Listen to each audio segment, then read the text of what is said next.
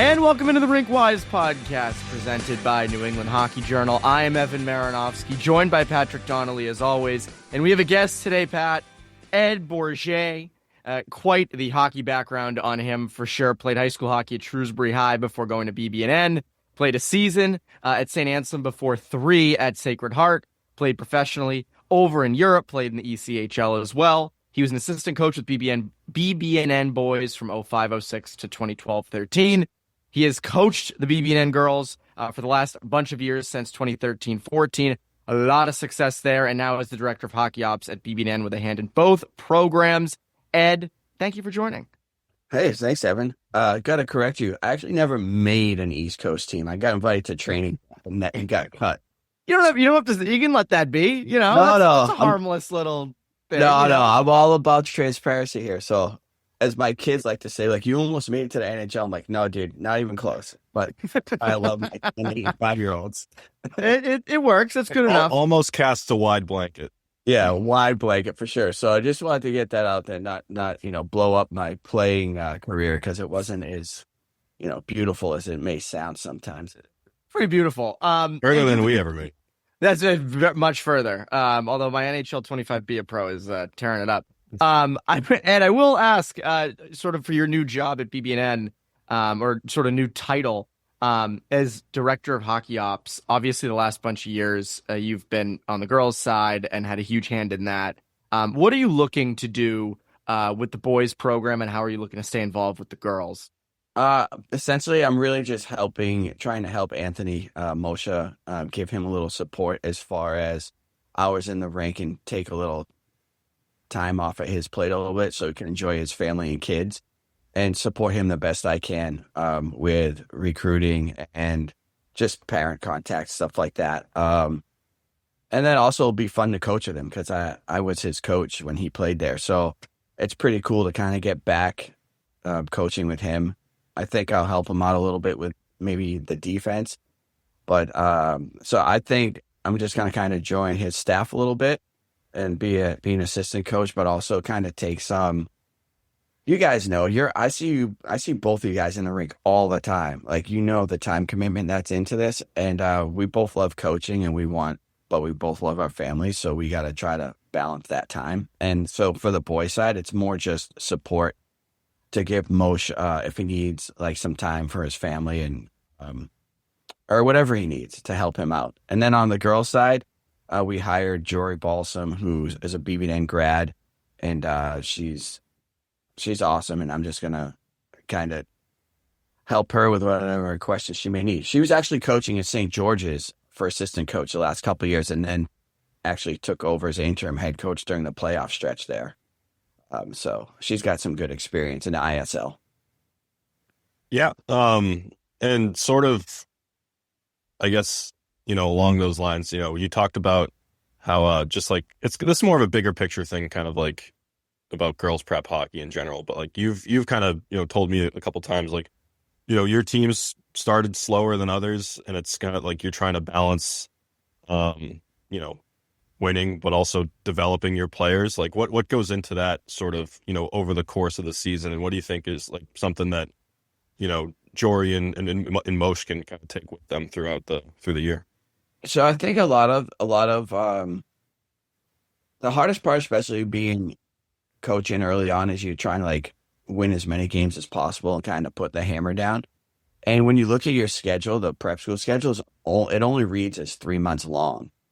But what happens in that 3 months is if you try to play at that elevated top peak game every single game in and game out, it grinds on you, it wears on you. So I think what I have learned, like my first 5 years, I was like, pedal to the metal. We got to work hard. We always work hard, but like we need our best game, and I would be focused on best game performance wise.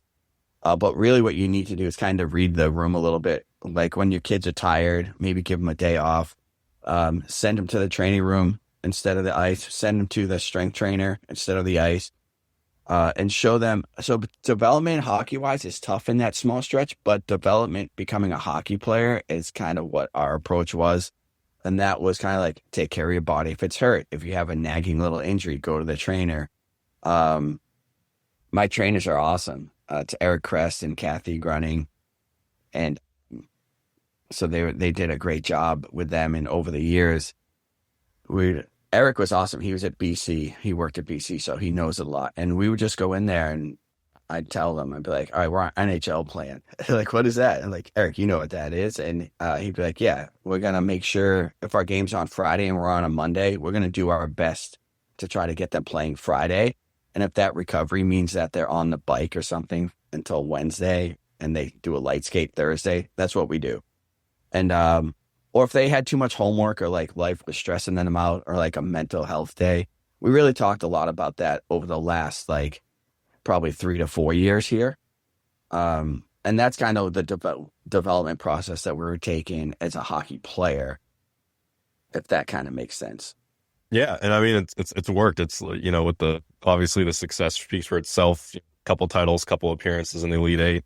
I guess sort of like kind of opening the book a little bit more on player development.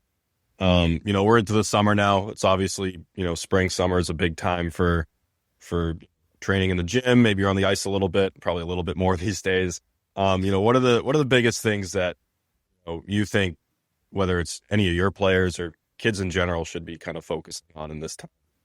Well, I'm kind of old school. By that I mean I really feel like players should be taking at least a month and a half off from everything, and at least, you know, when I was growing up, I don't know if you know Mike Boyle's name, but because he's been around forever, but he was just getting started when I was growing up playing, and he did a great job showing us how to work out in the weight room, but also recovery and how to rest. And so we would basically take May and June off from the ice, and then basically July 4th was like our mark day, like end of vacation, and then July 4th you get back in the weight room and start training and stuff, and then like mid-August, end of August, you kind of throw in your skating routine as well. So I mean that's kind of how I feel. I really feel like I think players should take more time off in the off season, quite frankly, not just to rest their bodies, but, you know, go to the beach, go to the amusement park, like whatever it is you like to do, read books, who knows? But I really think the rest and recovery is good for your body and your mindset. And then you want to miss it a little bit, so then when you come back, you're hungry again, if that makes sense. But with the player development, I always preach skating first. And skating is a hard thing to do because you need to get ice, but there are so many great skating coaches in Massachusetts so many great coaches that I've run across over the years, and they know what they're talking about. So you should kind of utilize them and focus in on that type of stuff. Yeah, and it's interesting about the break, just because, you know, I guess you kind of get the mass hockey festivals at the start of May, and then you get a little bit of a break, but then middle of June, the showcases, the Foxborough Prep League, and all this and that start up. So it's, I guess, a little earlier, you know, these days. But, you know, just kind of continuing down the development path, you know, is like whether, like, so you're coaching younger kids, you have younger kids playing hockey with the Breakers, and, you know, for that age, you know, 2017s and even younger or a little older, like, you know, what are the things when you're taking a look at, you know, obviously if some of them are just still getting started, but what are some of the things you think are like the biggest target points for them? So yeah, target points, we discuss this all the time, and you see a lot of great programs doing this, like the Island. I mean, I can't just go out and name them all, but all these programs are really great, and they have so many good skaters. Like Lovell does an awesome job working skating technique. Even on the South Shore, you have like 11 skills with Russo and Boyle. They do that sort of stuff. And then the North Shore, you know, the Islanders are crushing it up there with what they're doing, right? And then you go out, you have like the Minutemen Flames are doing a great job. Like, I think it's pretty cool to see where, you know, there's a larger pool of players from around the state, and it's growing with coaching and all that stuff. But like for me, I really feel like the first thing we talk about as coaches is how do you get them back to the rink and engaged. So you got to have a little fun with it and kind of give the hook each time. But really what we're looking at is a player progression where it all starts with skating. You know, can you get your edges? Can you stop both ways? can you turn both ways? And that sounds easy enough and a simple thing to do. But if you watch, you'll see deficiencies even in like high school guys. Like, hey, let's face it, NHL guys are still working with skating coaches because they're trying to get a little bit more stride efficiency or, power in their turn, stuff like that. So skating for me is number one. We start there. You can do everything else off ice. You can shoot pucks and stick handle off ice, but. Ed, you mentioned the rest and relaxation with, taking a month off in the summer or whatnot. I'm curious your take on the boys' side, because one thing I hear from parents and a lot of coaches more and more is like finding time, taking time off in the summer has become harder. Obviously, the high-end kids have, as Pat mentioned, the Mass Festival or the New England Festival, and then you go on to select camp, and then you've got your summer leagues, and it almost, I think it feels sort of like a race, and, I don't want to take time off because I'm going to miss some development. And it feels like it's only growing. Even in my 3 years in this job, it's felt like it's become more and more of an emphasis to play in the summer. What do you think of that development? Do you think we ever go in a different direction? That's a very good question, especially because I haven't been involved in the boys game for a very long. Like I've been out of it for so long. I don't really know the calendar yet. Right. It's hectic. Yeah, I don't even know the calendar yet. So like my first couple of years, like that's why we talk about it. It's going to be a slow build at BB&N because like, we're all together, like learning the hectic calendar, what works, what type of student athletes want to come in. The key is not losing players either. So it's also like, I remember when I was playing prep, you were repeat junior coming in, but that's kind of, especially with the Quebec major junior leagues and all those guys being NCAA eligible, it might change everything. So I don't really know. I think the future is kind of like up in the air because there's so many new things and transfer portals. So I'm learning all of this like on the fly. Right. So that's the hard piece, but it's really hard to pick and choose. And especially like the parents out there, I feel like they put so much and the players put so much into hockey that they almost created this thing where a FOMO effect where it's like, oh, I have to do every little thing or I'm not trying hard enough. And I feel like that's unfortunate. Yeah, Evan, it's kind of like we've kind of talked about it so many times with like the August 1st recruiting date on the boys' side where like, you don't have to have that Instagram post ready for August 1st. You got to stay in your lane and do what's good for you. Yeah, and I think that's what's difficult is like you want to keep up. You want to do what others are doing. You want to have that Instagram post or as we were saying, you want to go to that camp or that showcase. And it's interesting though because like it feels like most coaches are like don't do everything. But I think Ed, how do you manage that even on the girls' side too of like, making sure kids are working hard but managing their schedule and working maybe smarter, not harder? So this is something I can speak to because I've been doing it very like in depth for the last 12 years. And over the last 4 years, I've noticed the creeping up in the thing. So essentially at BB&N, what we have done when I was the coach, I told my families and players that, hey, it's like, I'm going to help you. I'm going to kind of be like your college mentor, process mentor.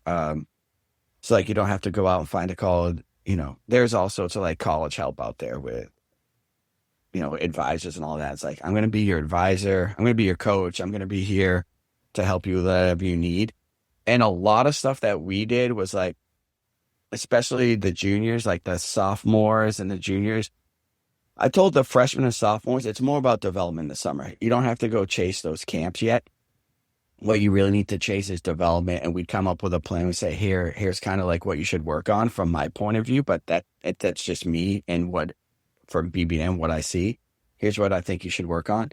And then kind of when you switch gears to like sophomore, junior year, you're kind of like, okay, what you should go to college visits without the hockey coach first to see what college you like, and then kind of pinpoint what you want to do. So then if you get invited to a camp, like a Dartmouth camp or a Brown camp or a Middlebury camp, if you know you don't want to go to one of those schools, there's no need to go to that camp. So that automatically will take that off your plate. So I think doing a lot of prep work before the recruiting process hits for these kids, I think goes a long way. And I think that fact gets missed. Yeah, it's almost sort of like, and even if it's not a college camp, I guess if it's just a normal camp or showcase in the summer, it's almost a bit of like quality over quantity, right? Yeah, well, also too, to your point with those camps, the colleges and those camps, they do a great job, right? And they list which coaches are going to be there. So that also is a cool way. I'm glad that they do that. It's super helpful because, if you're not interested in those schools, it's like, hey, this is a chance that I can take a break.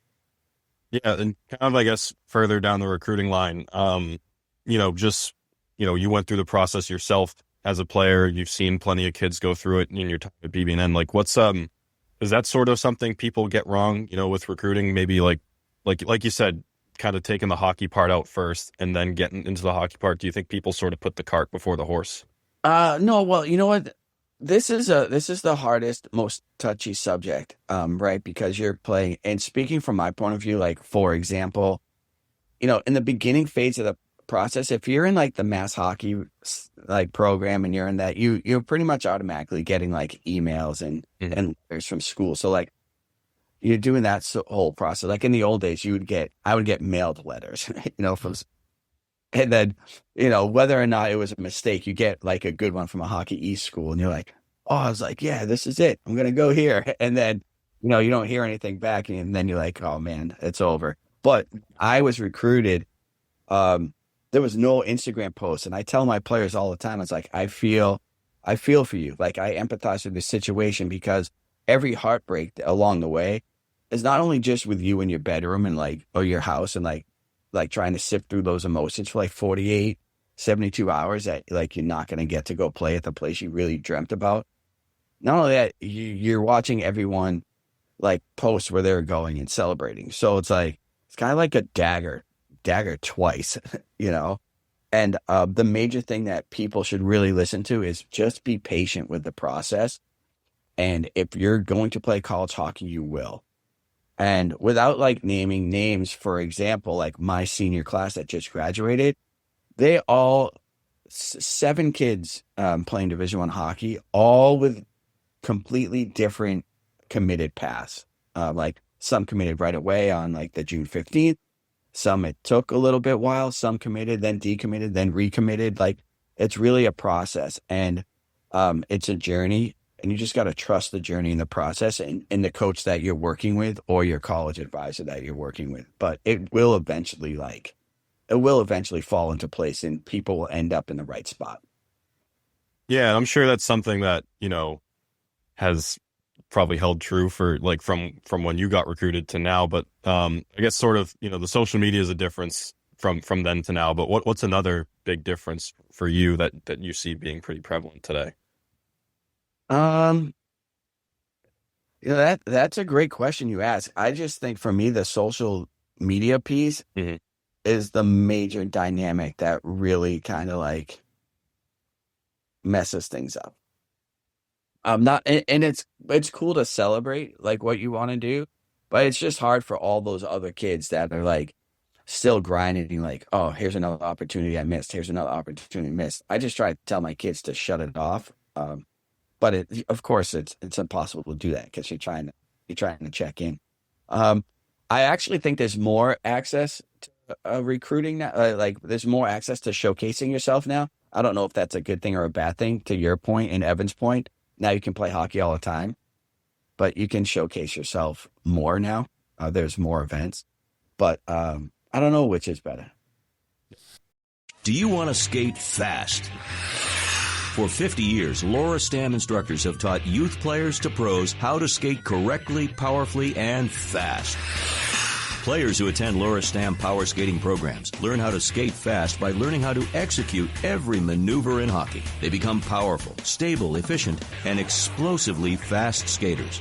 If you can't wait for a clinic, join our subscription skills video service, and we'll show you the skills taught at our clinics in an easy-to-use video format with training plans to guide your training. Register or subscribe now at laurastam.com. That's LauraStamm.com. You can learn to skate fast.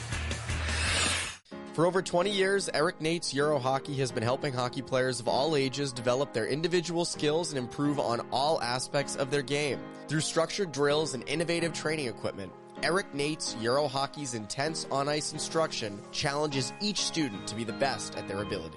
Find a hockey clinic or summer camp that is right for you today at nateshockey.com. That's Nates hockey.com.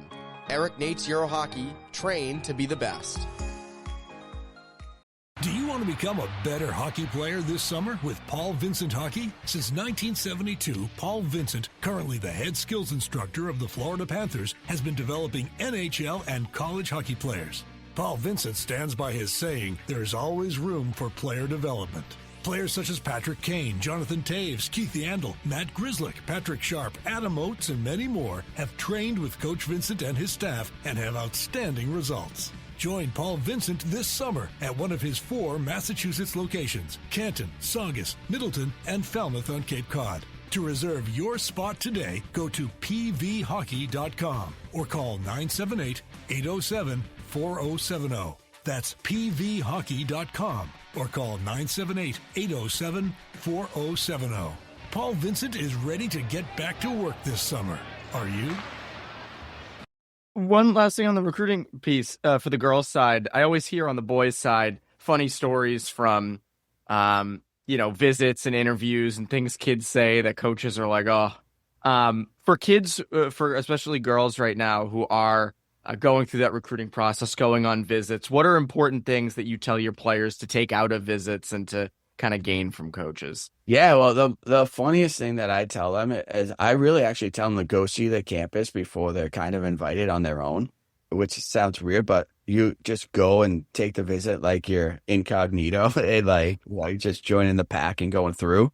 Because when you go visit with the coach, they're going to show you all the cool behind the scenes stuff that the normal, student is not going to see. Like a normal student's not going to go through the locker room that's beautiful and stuff like that. But if you kind of go and figure out what you do, and a lot of it has to do with academics. I always tell them like, hey, if it doesn't work out, it's different now. In the old days, if it didn't work out, you kind of stuck with like a year and waiting for the transfer process and all that. But that's kind of gone. But honestly, I think the hardest part is remember you're going to college to learn. Like you're playing hockey. We all know we're going to play hockey, but you're really trying to set yourself up for life after hockey. I think that's kind of like the hardest part of the recruiting process is because you're all like hockey, hockey, hockey, and not thinking about life after hockey. Does that make sense? Yeah, it does. Yeah, that was something. Last year I did a story talking to a bunch of players about like what their recruiting process was like and kind of what it's like to go through that. And a bunch of them said they took admissions tours, just regular admissions tours before they took their official visits and helped them, like you said, narrow down what you like, you don't like. And a bunch of them talked about the hockey part's great, but is this a good fit for me? And that's a big piece. Yeah, and it's funny. It's great that they're doing that, and we've said that a lot. And I know a lot of the girls' coaches in the prep school, like the women's coaches, they're amazing people, and they're pretty much kind of sending the same message all the way through. It's like they're kind of when you're going to prep school, it's a different beast because especially boarding school, you're living with those kids, right? So you almost feel like you get such a bond with them that it's like almost your kid walking out the door by the time they're a senior. You want the best for them. And I think the girls' prep school hockey has been so good and grown so quickly because, excuse me, of the care that the coaches put into it. Yeah, that was something, when I talked to, Brandy Fisher Bailey for, a story about the new role at Cushing, she was saying how, like, again, like our on-ice development, and, we can do this, but we're really, we need to also, like, kind of like you said at the start, just about, developing them not only as players, but as humans away from the ice and being able to balance everything and have an eye towards hockey ends. Like, what are you without hockey? And, like, how does, I guess, sort of, has that been something that's become, just, I guess, more prevalent for you and other coaches, just with having that eye towards the non-hockey part? I mean, I think it has to be. And Yeah. the numbers speak for themselves. Like you you're watching, your kids are watching NHL, right? Your kids are watching college hockey. That's a tiny percentage of humans on the planet. I was trying to describe it to my 10-year-old because he's pretty good with math. I'm like, Ryder, I was like, how many people in the world? He's kind of like, oh, there's about 8 billion. I'm like, yeah, how many people do you think are the NHL? He goes, I don't know. He's like trying to do the math. 6 billion. No. He's like, he goes, these are like 30, 32 times 20. He's like going after it. He goes, definitely less than 1,000. I'm like, yes. So like, that's 0.00001% of the human population. And he's like, oh, and he's like, yeah, I can maybe still do it. I love So it. you say there's a chance. That's exactly it. Yeah, I didn't have the heart to tell him that upper gold, it's you got a couple more levels to go, but it's okay. But for that piece, I think if you prepare your players that hockey is going to end, and it's most likely for the majority of us, it ends without our dreams being fulfilled. Like even the NHL guys, I kind of feel bad for them the most that don't win the Stanley Cup. Yeah. They make it there and they are so close and they don't win the cup. I was like, at least I never even came close to the Stanley Cup, so that's fine. But it's just so hard. Majority of hockey players, even the pros, they don't. They got to prepare for life after hockey because it ends. And NHL is tougher. They could end quickly. You could be 22, like rookie contract. All of a sudden, you break your leg and you can't come back. And then, like, now what do you do? So I think coaches need to. They've been doing an awesome job at it, and I think to your point, that's why they're trying to prepare them for after hockey. Because it'll make them more resilient. Yeah, and kind of going back to you talked about life after hockey. Did you know you always wanted to coach? No idea. I fell into it. I essentially, if everyone really wants to know out there, I always thought I was going to be playing for the Bruins, which didn't, that didn't pan out. That makes two of us. Yeah, right. Like Right. we always write. I always laugh at the NHL guys that are like, oh yeah, here's a letter that I wrote. I'm like, every single kid in America or the world that's ever played hockey has for a school project said they're going to be a hockey player, and when their teacher's like, you should go into this, like, no, I'm going into hockey. Like that's what I'm doing. Every Yeah. 4th grade kid said that. You're right. Yeah, it's like, no, I'm going into hockey. Like you can't even skate, guy. You're like, yeah, I'm still gonna get there. Don't worry. Figure it out. Yeah, we'll figure it out, right? It's like it's my time, it's my path. But as I digress, like it's just I'm almost lost. What was I just lost your question. Yeah, I guess sort of how did you end up getting into coaching?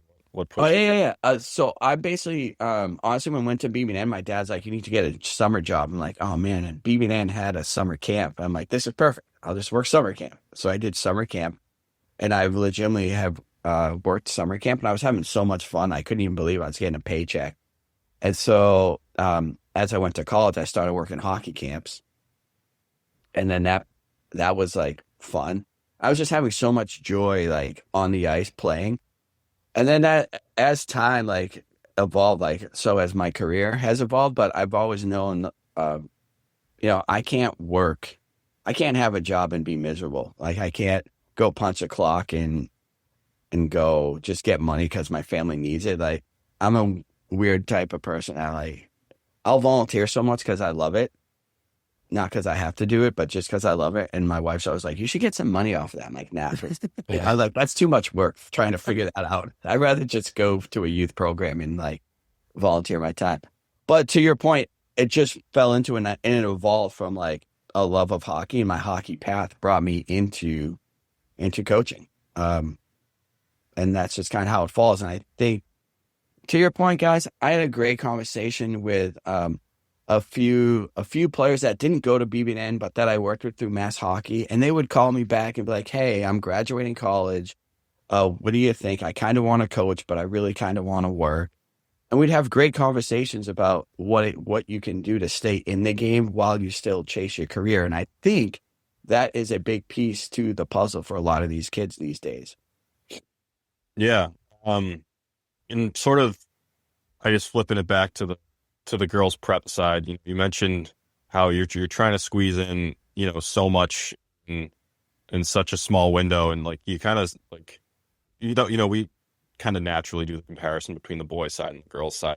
Sometimes it's not always the best, because it's different, just different on both sides. But on the boys, there's more with juniors. And, full season models in academies. There's push for make the season longer, like extend in the fall, or kind of try and model things, differently. Like, do you think there's any sort of change like that might come into girls prep? I think you've kind of been kind of consistent with me and why it might not work, but I just want to get your thoughts on it.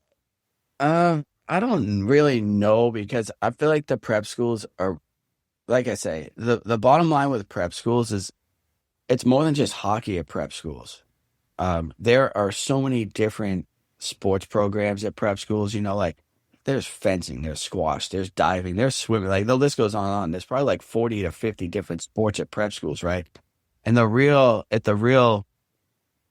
bottom, like the real foundation of a prep school is school. Like, so you're going there to learn. And sports are an extracurricular activity. That's why it's called extracurricular, right? So the focus is academics. In every single school that you're going to get, I think I would bet the focus is going to be on academics first. And then after that, how do we enhance you enhance the academics with the athletic experience, right? So it's so rigorous during the day going to school. You're trying to create a fun environment where kids can let off some steam and, figure out a way to bond. And that's why you see so many different athletic choices at prep school. It's just a natural piece, and it's a good way. You have so many different people. Now, when you go to hockey academies and stuff like that, it's all hockey-centric focus. So they're still doing their academics, but every single student in there has that same goal of hockey. Whereas you could be in the prep school room, in the history room, you could be the only hockey player in the room. So when you're talking about a social dynamic piece or what's going on in the world somewhere, you're getting like 20 different points of view that might not even care about hockey or that it exists. And I think that's a foundational piece of the prep school experience.